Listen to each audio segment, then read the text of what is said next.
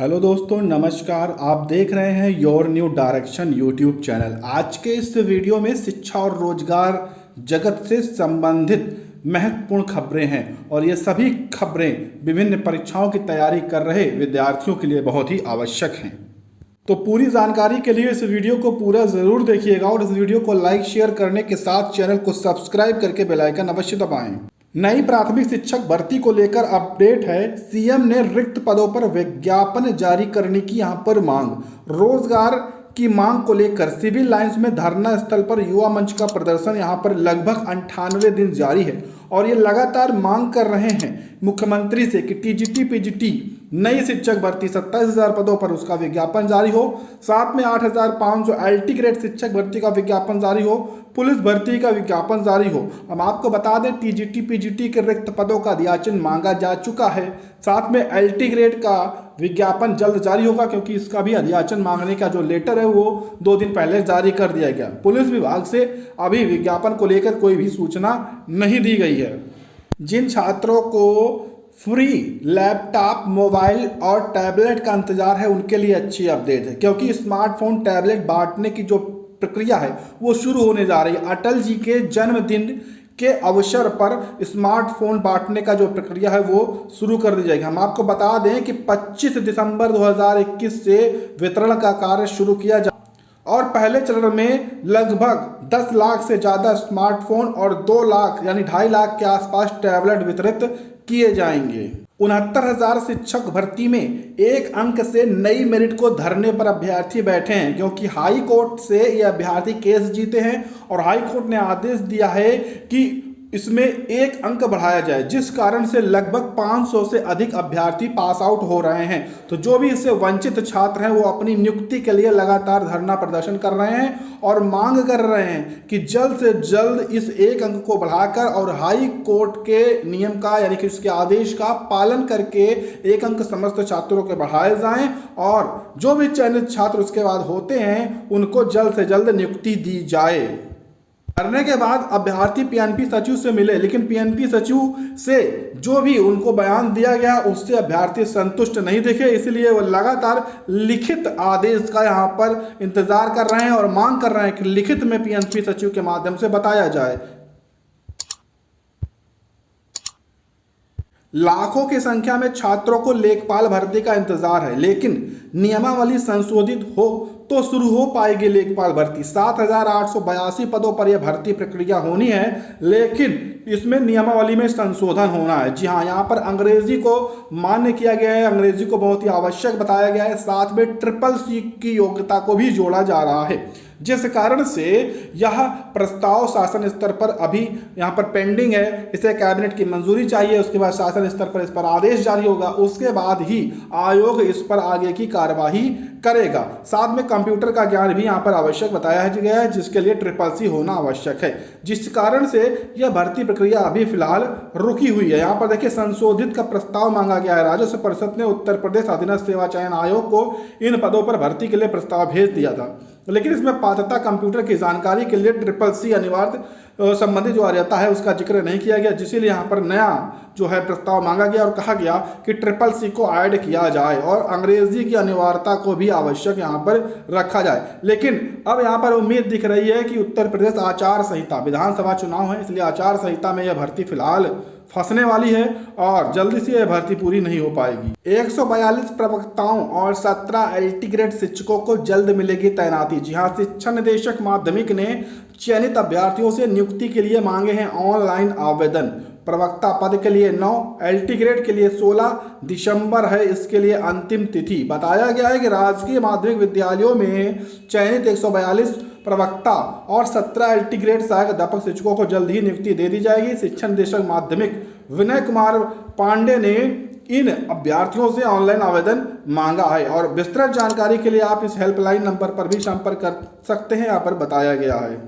कनिष्ठ सहायक भर्ती की प्रक्रिया पूरी करे आयोग। जी हाँ, कनिष्ठ सहायक भर्ती के अभ्यर्थियों ने मंगलवार को उत्तर प्रदेश अधीनस्थ सेवा चयन आयोग के दफ्तर पर धरना देकर भर्ती प्रक्रिया पूरी करने की मांग की।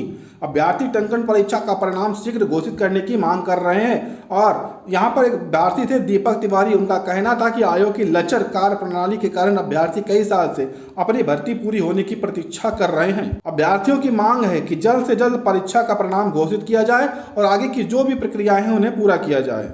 यूपी टीईटी पेपर लीक मामले में लगातार कार्रवाई चल रही है। संजय अनूप की कॉल डिटेल से सबूत जुटा रही है एसटीएफ। कॉल डिटेल से एक और अफसर सक्कर घेरे में है। 32 से अधिक आरोपियों को एसटीएफ ने गिरफ्तार कर लिया है। वहीं पर 28 नवंबर को टीटी पर्चा लीक होने के हड़कंप मचा था, जिसके कारण ये प्रक्रियाएं चल रही हैं। होटल में मुलाकात करने वाले अफसर से पूछताछ की गई है। बताया गया है कि 50 करोड़ से ज़्यादा की यह डील थी। एक होटल में सभी प्रक्रियाएं की गई। अधिकारी ने बताया कि संजय उपाध्याय और अनूप प्रसाद की नोएडा की एक 5 स्टार होटल में मुलाकात के दौरान ही दोनों के पास कई कॉल आई थी और इन कॉल के आधार पर पड़ताल की गई तो कुछ चौंकाने वाली जानकारी सामने आई है, क्योंकि इससे अफसर की भूमिका संदिग्ध मिली। हालांकि इस अफसर के पर्चा लीक मामले में कितनी यहाँ पर शामिल हैं ये इस बारे में अभी कुछ नहीं पता है। फिलहाल एसटीएफ इसकी जांच कर रही है। तो देखा जाए तो इस बार यूपी टीईटी परीक्षा लीक मामले में ऐसे बड़े बड़े अधिकारी, ऐसे बड़े बड़े आला अधिकारी शामिल मिल रहे हैं जिनकी आप सोच भी नहीं सकते। कुल मिलाकर सरकारी अधिकारी जो होते हैं इनकी मिली भगत से ही ये सभी चीज़ें, पेपर लीक मामला हो या कोई संगठन हो या कोई ग्रोह हो जो यहाँ पर परीक्षा लीक कराता है या परीक्षा में गलत तरीके से बैठते हैं, कहीं ना कहीं इनकी मिली भगत होती है, पैसे की लेन देन होती है, जिस कारण से सभी प्रक्रियाएं हो पाती हैं। आपकी क्या राय है इसमें, एक बार कमेंट करके आप जरूर बताएं। एडेड माध्यमिक विद्यालयों में भर्ती न होने से कई आवेदक सेवानिवृत्त हैं। जी हाँ, क्योंकि 2013 से भर्ती प्रक्रियाएं जो कि 599 पदों के लिए 31 जनवरी तक पूरा करने का साक्षात्कार था, अभी तक नहीं हो पाया है। ऐसी बहुत सारी प्रक्रियाएं हैं एडेड में जो लगभग 10-10 साल से प्रक्रियाएं रुकी हुई हैं और इस कारण से जो आवेदक हैं वो सेवानिवृत्त हो जाते हैं, लेकिन उनकी जो प्रक्रिया है वो आगे नहीं बढ़ पाती है। केवल विभाग की लचर पैरवी के कारण ये सभी चीज़ें होती रहती हैं। इस समय कुछ ऐसी भर्तियां हैं जिसमें आप आवेदन करके नौकरी पा सकते हैं, जैसे कि परिवहन क्षेत्र में आवेदन का अवसर है। एचआरटीसी के माध्यम से चालक और ड्राइवर के 332 पदों के लिए आवेदन मांगे गए हैं। 18 से 45 वर्ष की आयु आपकी होनी चाहिए। 300 रुपये कैटेगरी वाइज यहाँ पर शुल्क देना होगा और इस आधिकारिक वेबसाइट से आप आवेदन कर पाएंगे। 27 दिसंबर इसकी अंतिम तिथि है। ग्रुप सी के पदों के लिए भी बीएसएफ में भर्ती आई हुई है और कुल 72 पद हैं, जहां पर सहायक उप निरीक्षक एवं हेड कांस्टेबल एवं कांस्टेबल ड्राफ्टमैन प्लम्बर आदि के पद हैं। अधिकतम 25 वर्ष के अभ्यर्थी इसके लिए आवेदन कर सकते हैं। समान वर्ग के लिए 100 रुपये की छूट यहाँ पर आवेदन करने की फीस रखी गई है। यह आधिकारिक वेबसाइट है जहाँ से आपको आवेदन कंप्लीट करने हैं। 29 दिसंबर 2021 से पहले आपको आवेदन कंप्लीट करने हैं। बड़ी अपडेट है छत्तीसगढ़ से। छत्तीसगढ़ लोक सेवा आयोग ने रजिस्ट्रार सहित कई पदों पर बड़ी भर्ती का विज्ञापन निकाला। 557 पदों के लिए भर्ती होने जा रही, जहाँ पर जूनियर रेजिडेंस, वरिष्ठ रजिस्ट्रार आदि के पद हैं। 25 से 35 वर्ष के अभ्यर्थी इसके लिए आवेदन कर पाएंगे। कैटेगरी वाइज 400 रुपये शुल्क आपको देना होगा। आवेदन करने की अंतिम तिथि यहाँ पर 14 जनवरी 2022 रखी गई है। ऑनलाइन आपको आवेदन करना है। इस आधिकारिक वेबसाइट से आप सभी जानकारियाँ निकाल सकते हैं। आर्थिक आरक्षण में आयु सीमा में छूट के लिए अड़े हैं प्रतियोगी। जी हाँ, यहाँ पर बताया गया है कि आयु सीमा में छूट पाने के लिए इंटरनेट मीडिया में अभियान चलाया जा रहा है और प्रतियोगी प्रतिदिन 11-11 मांग पत्र राज्यपाल और मुख्यमंत्री को भेज रहे हैं और उनकी मांग है कि आर्थिक रूप से कमजोर अभ्यर्थियों को भर्तियों में 10% आरक्षण की व्यवस्था है। केंद्र व प्रदेश सरकार के समस्त भर्ती संस्थानों में यह आरक्षण लागू है, लेकिन प्रतियोगी इससे संतुष्ट नहीं है। वह आरक्षण में आयु सीमा में छूट देने की मांग पर अड़े हैं। हरियाणा, राजस्थान, उत्तराखंड की तर्ज पर आयु सीमा में 5 वर्ष की छूट की मांग दोहराई है। मंगलवार को आज़ाद पार्क में अभ्यर्थियों ने आम सभा का आयोजन किया और वक्ताओं ने स्पष्ट किया कि बिना आयु सीमा में छूट मिले आरक्षण का कोई औचित्य नहीं है, जिसके लिए लगातार यहाँ पर अभ्यर्थी प्रयास कर रहे हैं कि लगभग 5 वर्ष के यहाँ पर जो आयु सीमा में छूट है वो समस्त अभ्यर्थियों को दी जाए।